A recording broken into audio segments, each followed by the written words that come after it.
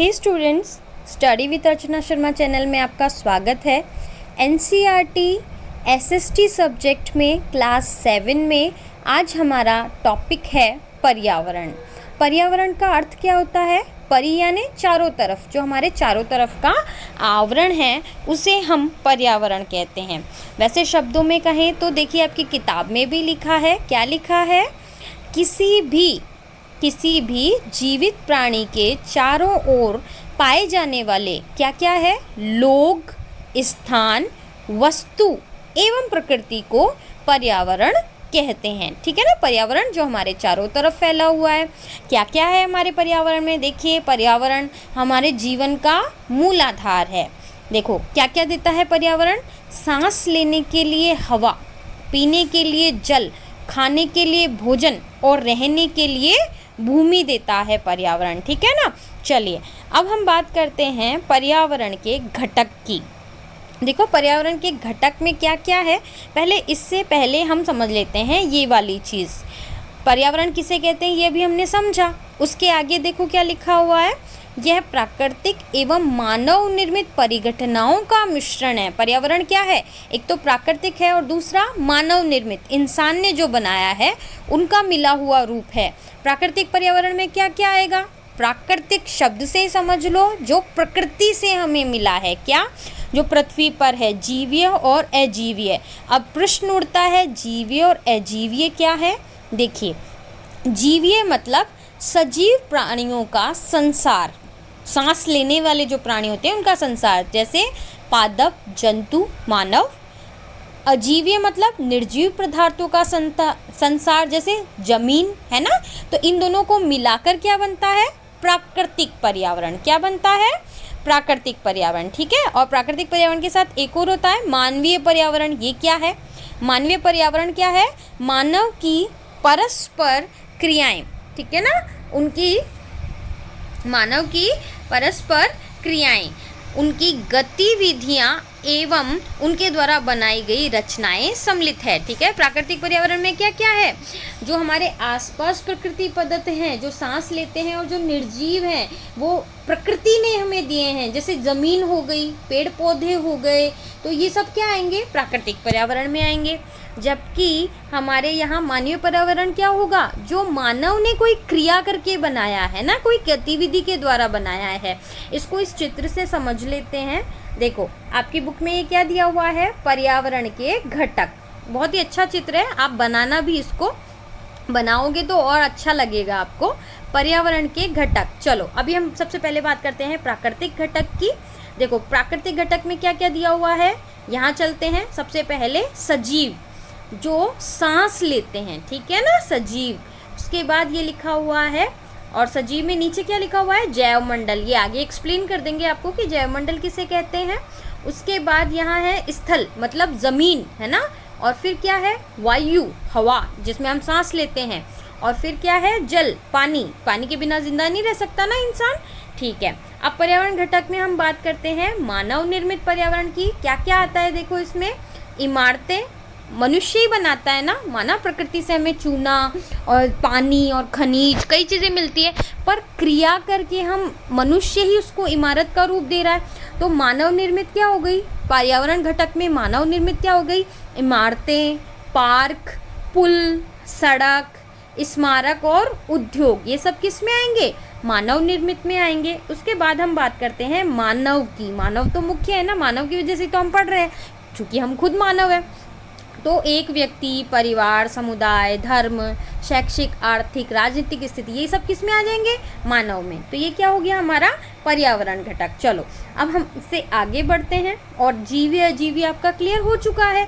ठीक है। चलो अब हम यहाँ बात कर रहे हैं प्राकृतिक पर्यावरण की।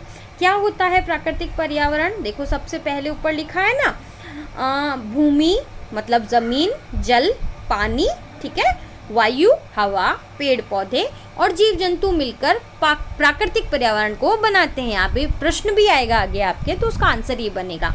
उसके बाद हम किसकी बात कर रहे हैं? स्थल मंडल, जल मंडल और वायुमंडल और जैव मंडल। ये क्लास 6 में भी आया था, पर अपन इसे दोबारा समझ लेते हैं, कोई बच्चे भूल गए हों तो।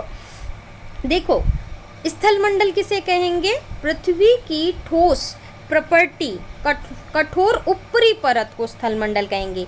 जो मिट्टी है ना कठोर, जो ऊपर हमें दिखती है, हाथ लगा के हम जमीन छू लेते हैं, वो क्या कहलाता है? स्थलमंडल। ठीक है, क्या कहलाता है वो?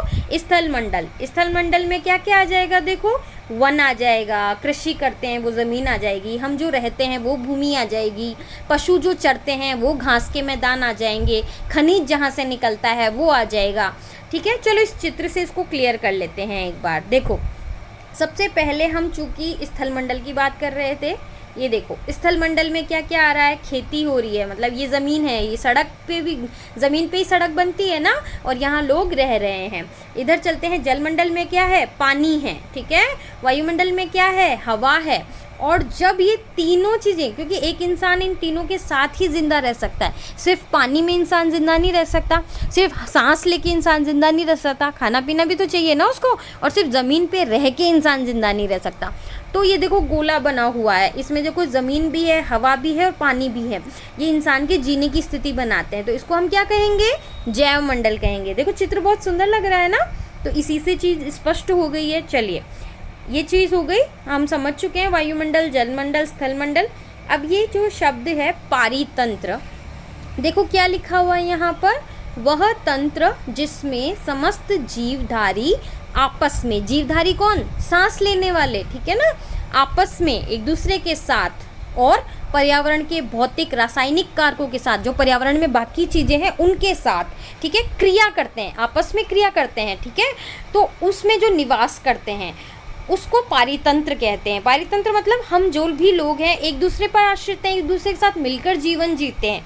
ठीक है, चलो अब उसके बाद आपकी किताब में बात की गई है, हाँ एक चीज़ और ये याद रखिएगा, नोट कर लो कॉपी में, 5 जून को विश्व पर्यावरण दिवस मनाया जाता है। ठीक है, तो 5 जून को हम क्या मनाते हैं? विश्व पर्यावरण दिवस मनाते हैं। अब हम बात करते हैं मानवीय पर्यावरण की।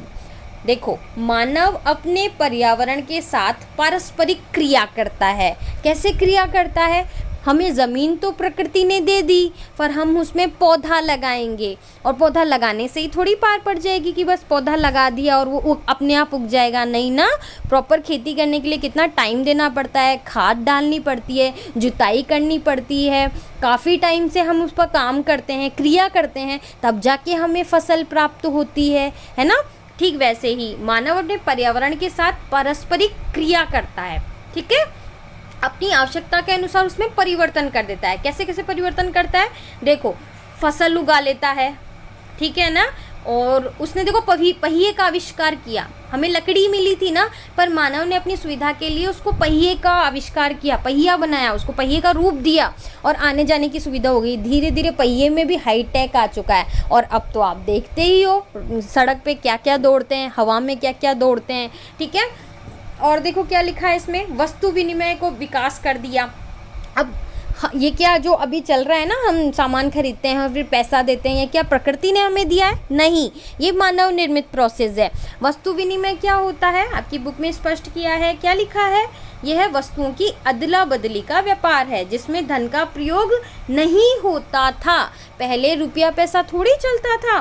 तो जैसे कोई सब्जी उगाता था और कोई फसल उगाता था, ठीक है, तो सब्जी बेचने वाला गेहूं खरीद लेता था, सब्जी बेच देता था, तो आपस में चीज़ों को देकर वो अपनी सुविधाओं को जुटा लेते थे। फिर धीरे धीरे मुद्रा का विकास हुआ, रुपए का लेन देन हुआ, और वर्तमान स्थिति तक हम पहुँचे। तो मानव ने अपनी सुविधा के अनुसार प्रकृति के साथ क्रिया करके आवश्यकता अनुसार बदलाव किए और प्राकृतिक पर्यावरण को बनाया। ठीक है, चलो उसके बाद आपकी बुक में क्या कह रहा है?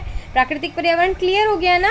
चलो अब आप देखो, इसमें कुछ कहा है कि कुछ करके सीखो। क्या करके सीखो? कि पड़ोस के बुजुर्ग व्यक्तियों से बात करो, ठीक है ना, पता करो कि उनकी उम्र में क्या क्या होता था, कौन कौन से खेल खेले जाते थे, तो अपने को पता चलेगा कि अपन ने कहाँ कहाँ क्या क्या विकास कर लिया है। चलो अब हम इस लेसन के क्वेश्चन आंसर्स कर लेते हैं। पहला प्रश्न है, पारितंत्र क्या है? बहुत अच्छा प्रश्न है। देखो, समझने को हम समझ चुके हैं, आपको परिभाषा याद करनी होगी, और इसको तो ढूंढना कोई मुश्किल बात ही नहीं है। ये देखिए क्लियर रूप से परिभाषा दी हुई है। ठीक है, चलो नेक्स्ट प्रश्न क्या कह रहा है? नेक्स्ट प्रश्न हमें कह रहा है, प्राकृतिक पर्यावरण से आप क्या समझते हैं, ये भी आगे लाइन दी हुई है। बच्चों बहुत सिंपल है, मुझे तो नहीं लगता कि आपको अलग से एक एक प्रश्न बताने की ज़रूरत है। जब हम अगर पाठ ढंग से पढ़ते हैं ना, तो हमें ज़रूरत ही नहीं है कि हम कहीं से कोई उत्तर किसी से पूछें। ये देखो प्राकृतिक पर्यावरण किसे कहते हैं, बिल्कुल क्लियर लिखा हुआ है, दिख रहा है ना। भूमि, जल, वायु, पेड़ पौधे, जीव जंतु मिलकर प्राकृतिक पर्यावरण करते हैं। स्थल मंडल, जीव मंडल सब लिखा हुआ है इसमें, ठीक है। तो अपने दिमाग काम में लो और इसके आंसर्स यहाँ से लेना बन जाएगा।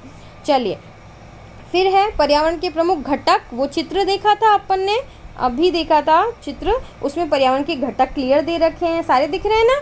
ओके, उसके बाद का प्रश्न कहाँ बन रहा है, उसके बाद प्रश्न बनता है मानव निर्मित पर्यावरण के 4 उदाहरण दीजिए। मानव ने क्या क्या बनाए हैं, इमारतें, उद्योग, धंधे, अपन ने उसी चित्र में देखा था, वहीं क्लियर हो जाएगा।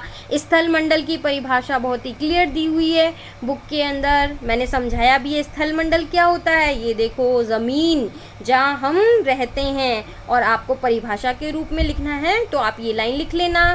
पृथ्वी की ठोस प्रॉपर्टी या कठोर ऊपरी परत को स्थल मंडल कहते हैं। चलो ये प्रश्न भी सॉल्व हो गया। उसके बाद क्या है, जीवीय पर्यावरण के 2 प्रमुख घटक। वो जीवीय, सजीव, जीवीय पढ़ा था ना अपन ने, जीवीय अजीवीय। देखो इसमें कितना क्लियर समझाया हुआ है, अपना दिमाग काम में लो, अभी आपको पाठ समझ में आ गया है, ठीक है ना। उसके बाद नेक्स्ट क्वेश्चन है जैव मंडल क्या है। देखो चित्र में मैंने समझाया था ना, जल मंडल, स्थल मंडल, ये सब मिलाकर जैव मंडल बनता है। ये देखो बन रहा है ना जैव मंडल, यहाँ वायुमंडल भी है, जल मंडल भी, स्थल मंडल है, तीनों मिलकर जो बनता है उसे हम कहते हैं जैव मंडल। और अगर परिभाषा के रूप में लिखना है तो ये वाली लिख लेना, पादप एवं जीव जंतु मिलकर जैव मंडल या सजीव संसार का निर्माण करते हैं। समझ में आई बात। चलो उसके बाद अब अगले प्रश्न की तरफ बढ़ते हैं अपन। ये प्रश्नोत्तर हो गए हैं, अब हमें सही गलत में बताना है। अब आप मेरे साथ खुद का दिमाग यूज़ करना और अपन मिलकर उत्तर निकालेंगे। क क्या है, इनमें से कौन सा प्राकृतिक परितंत्र नहीं है। प्राकृतिक परितंत्र मतलब हमें प्रकृति ने जो दिया हो वो नहीं है। देखो मरुस्थल प्रकृति ने दिए, कहीं रेगिस्तान है तो वो क्या हम इंसानों ने बनाए हैं, नहीं, वो मरुस्थल प्रकृति प्रदत्त है। ताल मतलब तालाब, तालाब तो खोद कर बनाया जाता है ना, ऐसे बड़ी सी जगह पे। वन, पेड़ पौधे हमें ईश्वर ने दिए हैं, बड़े बड़े वन हैं जहाँ पर भी, वो ईश्वर प्रदत्त हैं। तो इसमें उत्तर क्या होगा जो प्रकृति ने हमें नहीं दिया, ताल। सेकंड क्या है, इनमें कौन सा मानवीय पर्यावरण का घटक नहीं है। क्या नहीं है, मानवीय पर्यावरण का घटक नहीं है। देखो धर्म मानवीय पर्यावरण का घटक है, इंसानों ने ही धर्म बनाया, इंसान ही धर्म का पालन करते हैं। समुदाय भी इंसानों ने बनाया है ना, भगवान ने तो हमें कह के नहीं भेजा था तो इस समुदाय में, तो इस समुदाय में, ठीक है ना, इंसान ने बनाया। लेकिन स्थल, ज़मीन हमें ईश्वर ने दी है, ये मानव ने नहीं बनाई है। तो मानवीय पर्यावरण का घटक क्या होगा, स्थल। उसके बाद अगला प्रश्न है, इनमें से कौन सा मानव निर्मित पर्यावरण है। मानव निर्मित इंसान ने जो बनाया है वो क्या है। पहाड़ क्या इंसान ने बनाए हैं, नहीं। क्या समुद्र इंसान ने बनाया है, नहीं। पर सड़क इंसान ने बनाई है, तो इसका उत्तर क्या होगा, सड़क। क्लियर हो गया। चलो अब इसके बाद में क्या लिखा है, इनमें से कौन सा पर्यावरण के लिए खतरा है। खतरा मतलब नुकसान दे सकता है। पादप वृद्धि, पेड़ पौधों की वृद्धि क्या नुकसान देती है, नहीं ना। जनसंख्या वृद्धि, हाँ भाई जनसंख्या बढ़ेगी तो कई तरह की मुश्किलें आएगी, है ना, ज़मीन कम पड़ने लग जाएगी, खाने पीने की चीज़ें कम पड़ने लग जाएगी। तो और अगला क्या है, फसल वृद्धि। फसल वृद्धि से तो हमें फ़ायदा ही है, तो इसमें खतरा पूछा है तो खतरा क्या होगा, जनसंख्या वृद्धि। चलो अब इसने कहा है स्तंभों को मिलाकर सही जोड़े बनाइए। जैव मंडल हम क्लियर कर चुके हैं, जैव मंडल क्या है, जैव मंडल है ना जहाँ पे जल, स्थल, वायु तीनों चीज़ें मिलती है। तो अब इसमें ढूंढो कि स्थल, जल, वायु का कहाँ बात की गई है। ये देखो 5वें नंबर पे की गई है ना, वह संकीर्ण क्षेत्र जहाँ स्थल, जल, वायु पारस्परिक क्रिया करते हैं। उसके बाद है ख, वायुमंडल। वायुमंडल मतलब जहाँ वायु है, तो देखो स्टार्टिंग में ही लिखा हुआ है, पृथ्वी को घेरने वाली वायु की चादर। उसके बाद है जलमंडल। जलमंडल क्या होगा, ये तो बिल्कुल क्लियर है, जलीय क्षेत्र होगा, नंबर 2। उसके बाद क्या लिखा हुआ है, पर्यावरण। लेसन की स्टार्टिंग में ही मैंने कह दिया था, हमारे आसपास का एरिया ना, एरिया मतलब क्षेत्र, तो ये 4थे नंबर का हो जाएगा, हमारे आसपास का क्षेत्र। तो इस तरह से ये क्लियर हो गया। ठीक है। अब ये आपके क्वेश्चन आंसर्स पूरे हो गए। कारण बताइए, ये आप अपने दिमाग से कीजिए। मानव अपने पर्यावरण में परिवर्तन करता है, क्यों करता है? अपनी सुविधाओं के लिए करता है, अपनी ज़रूरतों के लिए करता है। और इसका आंसर आपको मिल जाएगा मानवीय पर्यावरण के अंदर, ठीक है। जो कॉलम है ना आगे मानवीय पर्यावरण का, ये देखो ये रहा, तो इसमें क्लियर लिखा हुआ है कि अपनी आवश्यकताओं के अनुसार वो परिवर्तन करता है, ठीक है। उसके बाद प्रश्न है, पौधे एवं जीव जंतु एक दूसरे पर आश्रित हैं, ये पारितंत्र की बात हो रही है तो वो चीज़ यहाँ आ जाएगी। अच्छा, क्रियाकलाप मतलब आपको क्या करना है, एक आदर्श पर्यावरण की कल्पना कीजिए। बहुत सुंदर सा पर्यावरण आपके मन में सोचो जिसमें किसी तरह का प्रदूषण ना हो, किसी को हानि ना हो, प्रकृति को कोई हानि ना हो, ठीक है ना। आदर्श पर्यावरण हो ऐसा सोचो और ऐसा चित्र बनाओ। सो आपका ये लेसन चैप्टर कंप्लीट होता है पर्यावरण। Thank you. ओके अच्छा, अच्छे से पढ़ाई करना और इसको पाठ को जब आप एक एक लाइन पढ़ोगे ना तो आपको बहुत क्लियर हो जाएगा, ठीक है। Thank you.